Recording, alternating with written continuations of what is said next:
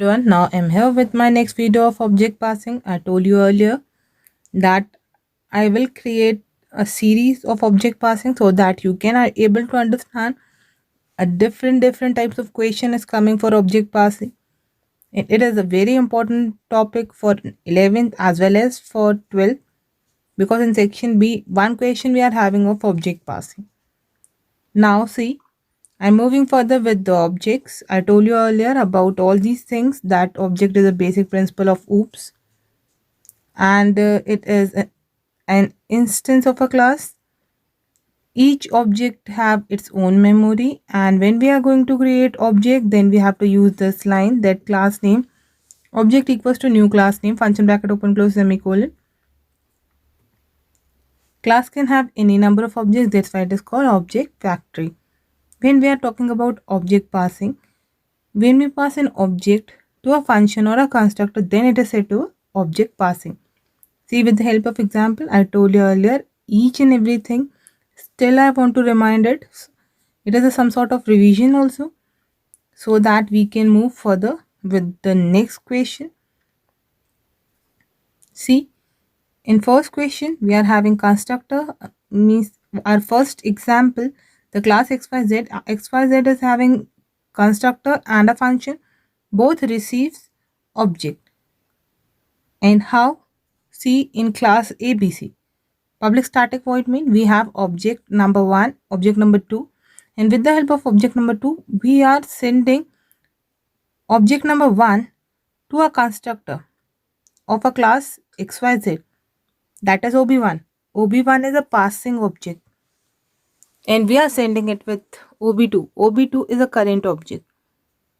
And now in second line, see, OB1 dot function OB2 means now OB1 is current object and passing OB2 as an object from the parameter, and it is received by a function. See, in this way it is received. OB2 is received by Q and OB1 is received by P. Now moving with the programming, the second, already first is provided to you. The second part, by accepting one object and returning one object. Previously I told you I'm accepting one object and I'm dealing with the current object, but now I'm dealing with the current object also and the passing object also, and now I'm returning one object also. How? I'm going to tell you with the help of program. See, one example is in front of you all. A question, a class ascending that contain integers that are already arranged in ascending order. We have to create a program. Name, class name should be ascending. Data members, one single dimensional array which is sorted. The length of array, it is present in length. And then we have member functions. First one is a constructor which receives a integer as length. It stores the length of array, and then we have to accept elements of an array, and then see, ascending merge ascending A1. This point says you we are having a question of object passing. You have to search and see the question contains this type of thing. That is what I'm talking about, this one and this one. See, whenever you are focusing on a question, see what we are accepting. If a class name is written in the parameter, means with the class name we are having object. It is object passing. And one more thing, see, when class name is written as written type, means we have to create an object and then we have to return it back. See here, to merge ascending list A1. A1 is a passing object, means from somewhere we are passing, we are calling merge and passing one object here, and that object is going to be present inside A1. and from that we have to pick each and every element. We are having current object, we are having passing object. Passing object we are having here, and current object is not visible, we are calling from current object. But here is a return type of object, means third object. See, return a third object. That's why what you have to do, we have array in ascending order in one object, and again we are having array in ascending order in another object. See, this one is OB1 and this one is OB2, and we have to create one more object. Inside it we have to place these arrays. This is third object. And now I'm moving further with the program so that you can able to identify what I'm talking about. See, I'm matching the question with the program. See, first of all, we have passing object having memory, that is len, because I told you in the question we are having len and array. Two things we are having. That's why in passing object in the memory we have len. For example, we are having 3 inside a len. An array contains 2, 13 and 19. That is in ascending order. Values were in ascending order. Then we have one more object that going to store in len, that is 4. An array is filled with 4 ascending order numbers. Then we have to create one more object, and in that object we have to add the length of first object and second object, means passing object and current object. We have to add the length and we have to store in resultant object. Means 3 plus 4 is 7. That's why we are storing 7 here. We have to add both of them and we have to place here by adding them. And see, after that we have to fill each and every element of both the arrays in that way so that it can be in sorted order without using sorting technique. Means we are supposed to use merging here in merge sort so that we can sort element one by one without any technique. Now see, I'm using merge sort here. Even I'd already explained one video I had created for merge sort. That's why I'm not telling you how I had created the logic. I'm just focusing on object passing here. See, according to the question, we have to create a class that is ascending. We have to create array. We have to create len. We have to create constructor which store n, and we have to create array and len. After that, we have to accept elements one by one in an array. And why I'm placing it here with the static? Because a non-static function requires scanner, and even in main function I want scanner in both the function. That's why I'm avoiding writing scanner 2 times. Just I'm taking it common and writing it on the top with the static, because static function can visit static, but if I'm not creating it static, then static function never touch it. That's why I already written it in a static way. Now see, here I am creating a function that receives object, means a1 as object. Wherever you are seeing that a class is written with something, that is object. And I'm going to discuss it later on.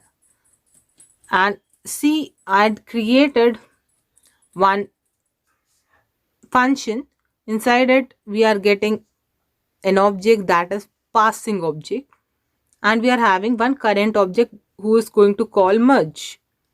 But we have to return one object from here, which is a resultant object. We are having passing, we are having current, and we have to create resultant. We have to merge array of current and passing, and we have to store into resultant. If the length of current is 3 and the length of passing is 4, then we have to create length of resultant that is 3 plus 4. That's why I'd written, see here, len plus a1 dot len. Why a1 dot len? A1 is passing, and when we are having passing, a1 is going to receive that passing object. Object is not here, it is not in the focus right now, it is not valid, it is not in scope. That's why what is in scope, that is a1. That's why we are picking len from a1. But why I'm writing simple len here?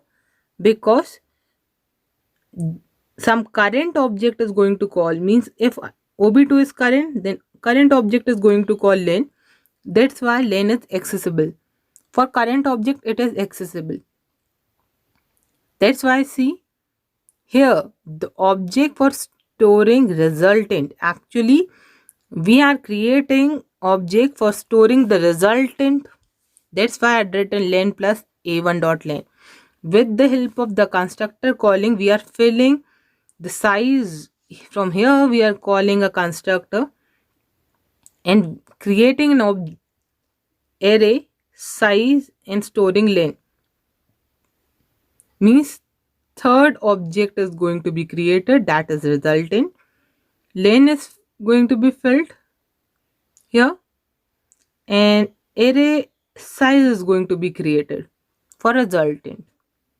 And then the logic of merge sort, already provided a video for that, so that you can identify what is merge sort in detail. I'd already explained in that. If you want to see, you can go and see that video first and then come back and see it. If you know the logic, then I'm moving further. Whole logic contain this is merge sort, means I'm merging two arrays and I'm creating one array by merging them in ascending order without using any sorting technique. This is the logic, and here I'm returning the object back. A is object, I'm returning it back because see, already in this question here we had mentioned that we are going to return one object. An object is as, we are returning it back. See, that's why we are returning an object from here. Display list is going to display array, and see in main function, the main focus is on main function, how we are going to do all these things. See, we have to accept size of array and we have to send it with the constructor. Constructor is going to be called, and s1, the length is filled inside, and when constructor is called, length is filled here, an array is created. And then see, for first object, array is created, and then we are going to ask ob1 to accept values. What is going to be done by ob1? Accept values. Then this function is going to be called and fill elements in an array, means now ob1 is filled, means one object is filled, the len is filled, and the array is filled now. ARR and len. And then what? Second array. Size of second array we are accepting. Again the same way we are sending with the constructor. Constructor is going to fill array size, and again we are filling array of second array by calling accept function with ob2. ob2 dot accept. Accept is going to fill array in ob2. Now we are having two objects, that is one is current, one is passing. And see here with this line, ob2 is current because ob2 is going to call it. ob1 is passing because we are passing value of ob1, and it is going to be received by this function. ob1 is received by a1 and ob2 is going to call it, that's why it is current object, and we are returning as from here, means we are having some address of object, and then we are going to store it in ob3 because ob3 also needs some address, and we are returning an address of as, that's why as address is shared with ob3. And now see, we are going to display the merged array because ob3 is going to contain the merged array. And one more thing I want to tell you, when you are creating a logic of merged sort, then you have to focus on passing, current, and one more thing, that is as. We are going to store value in as, that's why you have to mention that as arr ith position. When you are storing the value inside it, you have to mention it. That's why I'm writing, see here, I'm storing value inside it. And when I'm talking about simple arr, means it is current. When I'm talking about a1 dot arr, means it is passing. The name you have to write clearly, so then only it will be run, otherwise it is not possible to run object passing.